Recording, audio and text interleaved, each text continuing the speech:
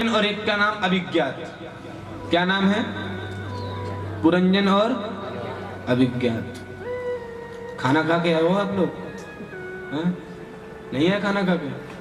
तो नेक तेज बोला करो। पुरंजन और अभिज्ञात बहुत बढ़िया मित्रता है। जैसे हमारे द्विवेदी साहब की और भैया की बहुत बढ़िया गहरी, दोनों बोले हम दोनों साथ बैठ के चाय पीते हैं। इसे बोलते हैं बेस्ट फ्रेंड या मित्रता। गहरी होनी चाहिए। दोनों की बहुत बड़ी मित्रता है, अभिज्ञात की और पुरंजन की। जहां जाए साथ, जो करे साथ में। एक दिन पुरंजन ने कहा, बोले भैया बड़े दिन है गए, एक काम को चल कहीं को घूम के आवे। अच्छा होता है जब मित्र मिल जाते, बोले चल आज के घूम के आते हैं, बहुत दिन हो गए घूमा नहीं है आज। तो पुरंजन ने कहा चल भैया कहीं घूम के आते हैं आज। अभिज्ञात ने कहा, बोले भैया मन तो है पर हम नहीं जाएंगे, तुम जाओ, हमको बहुत काम है, हम काम कर रहे, तुम घूम के आओ। पर हाँ ज्यादा घूमना है, तनिक घूम के वापस आ जाना। ठीक है महाराज। पुरंजन गया, कई लाख गांवों में घूमा पुरंजन,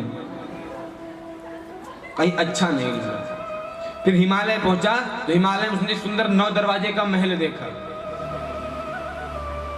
इतना सुंदर दिव्य महल, जाकर प्रवेश किया, देखा कि वहां से एक सुंदरी चली आ रही है सामने से, जिसके पास 10 सैनिक हैं, 5 इधर और 5 इधर। उस कन्या को देखकर वो बोले देवी आपका विवाह हो गया? बोले माता पिता का पता नहीं तो ब्याह हमारा हुआ नहीं।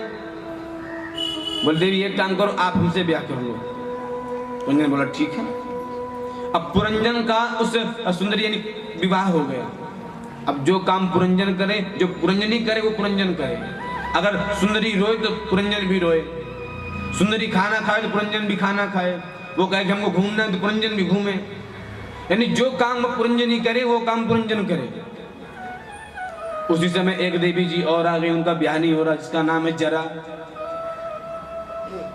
पर उनका ब्याह नहीं हो रहा, पहुंची चंडवेग के पास, बोले हमसे ब्याह कर लो। चंडवेग ने कहा, बोले हम क्या संसार में कोई भी आपसे ब्याह नहीं करना चाहता। बोले क्यों? बोले हम आपसे ब्याह करेंगे नहीं, पर हाँ हमारे पास एक साधन है। बोले कि हमारे पास 720 सैनिक हैं, इनको ले जाओ और जो भी आपको पसंद आए जबरदस्ती विवाह कर लो। जरा नाम की औरत लेकर आई, उसी सुंदर महल में गई जहां पर वो पुरंजन और पुरंजनी रहते हैं। और बढ़िया 10 सैनिकों को मारकर और पुरंजन के साथ विवाह कर लिया। अच्छा शास्त्र हमारी आज्ञा करते हैं कि अंतिम समय जिस व्यक्ति को ध्यान करके आपकी मृत्यु हो, अगला जन्म आपको उसी का ही मिलता है। अब इधर पुरंजन को अगला जन्म किसका मिला? एक सुंदरी का। एक विवाह हुआ राजा के साथ, राजा वीरगति को प्राप्त, सती होने के लिए अग्नि कुंड में जाकर बैठे। यहां तक कथा किसकी थी? हैं? पुरंजन की। अब कौन रह गया? अभिज्ञात। बोला भैया हमने मित्र से कहा था कि जल्दी आ जाना, पर अभी तक आए नहीं। जाकर देखा तो सैया में लेटे। बोले आप यहाँ क्या कर रहे हो? पुरंजन ने कहा हमारी तो इस जीवन में किसी पुरुष से मित्रता तो हुई नहीं, आप कौन हैं? फिर उन्होंने बताया, बोले भैया ना तो आप पुरुष हैं ना तो आप स्त्री हैं, हम आपके मित्र हैं अभिज्ञात और आप हमारे मित्र हैं पुरंजन। समझ में आई कथा? आई? अभी नहीं आई होगी, अब समझ। 2 मित्र, पुरंजन और आत्मा और परमात्मा। बहुत बढ़िया मिलन है। बोले नाथ जो कछु कहोगे हम वही करेंगे। आत्मा वही। बोले बहुत दिन हो गए कहीं घूम के, हमको घूमने जाना है, हमको आप आज्ञा दो। भगवान कहते ठीक है चले जाओ घूमो। भगवान हमको 84 लाख की योनियों में घुमाता रहता, पर हमको कहीं अच्छा नहीं लगता। फिर बोले पुरंजन कहाँ गया? हिमालय। ये भारतवर्ष क्या है? हिमालय। यहाँ 9 दरवाजे का महल है। कौन? मनुष्य का शरीर। इसमें 9 दरवाजे हैं मनुष्य के शरीर में। बोले देखकर बोले वाह बहुत सुंदर महल, आनंद इसी महल में हमको रहना है। सुंदरी कौन है? बोले हमारी ये बुद्धि। ये कौन है? सुंदरी। और जो सैनिक है 5 इधर 5 इधर, 5 ज्ञान इंद्रियां और 5 कर्म इंद्रियां। इनको देखकर पुरंजन वो आत्मा आया, बोल देवी आपका परिचय पूछा और विवाह कर लिया। यानी हम आए और परमात्मा के यहाँ से और इस बुद्धि के वशीभूत हो गए। बुद्धि ने कहा रोना है भैया तो बैठ कर खूब रोते हैं, आनंद है रोने में। बुद्धि ने कहा नहीं चलो कहीं घूमने चलते हैं, तो हम झट से उठ के। बुद्धि ने कहा कुछ खाना है, भूख लगी तो हम झट से खा लेते हैं। यानी बुद्धि ने जो कुछ कहा हम वो करें। जरा कौन है? बोले इसका मतलब है बुढ़ापा।